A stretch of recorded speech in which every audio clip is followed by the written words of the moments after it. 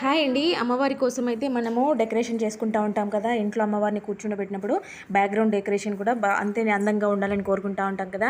So దానికైతే మనం ఎక్కువ ఖర్చు పెట్టాల్సిన పని లేదనమాట. ఇంట్లో ఉండే వాటితో ఈజీగా ఎలా చేసుకోవాలో నేను చూపిస్తాను చూసేయండి. డబల్ టేప్ తీసుకొని నేను ఇలా అయితే 5 కింద పైన 3గా పెట్టాను. చూడండి, డబల్ టేప్ పెట్టిన దగ్గర నేను చున్నీని స్టిక్ చేస్తున్నాను. మన ఇంట్లో ఉండే చున్నీస్ దాదాపు అందరి దగ్గర అవైలబుల్ ఉంటాయి కదా.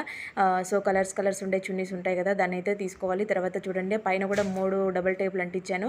ఆ మూడింటి దగ్గర ఫ్లవర్స్వి పెట్టాను. అలాగే ఇంట్లో మనము డోర్లకు తెచ్చుకునేవి హ్యాంగింగ్స్ ఉంటాయి కదా, దేవుడివి మామిడాకుల్లాగా తోరణాలాగా అలాంటివి పెట్టేసుకోవాలి. చూడండి, ఇలా అందంగా డెకరేట్ చేసుకొని అమ్మవారిని కూర్చోబెట్టుకుంటే వెనకాల సింపుల్గా మనం ఎక్కువ కష్టపడకుండానే ఎక్కువ ఖర్చు పెట్టుకోకుండానే ఇంట్లో ఉండేవాటితో ఈజీగా చేసేసుకోవచ్చు కదా.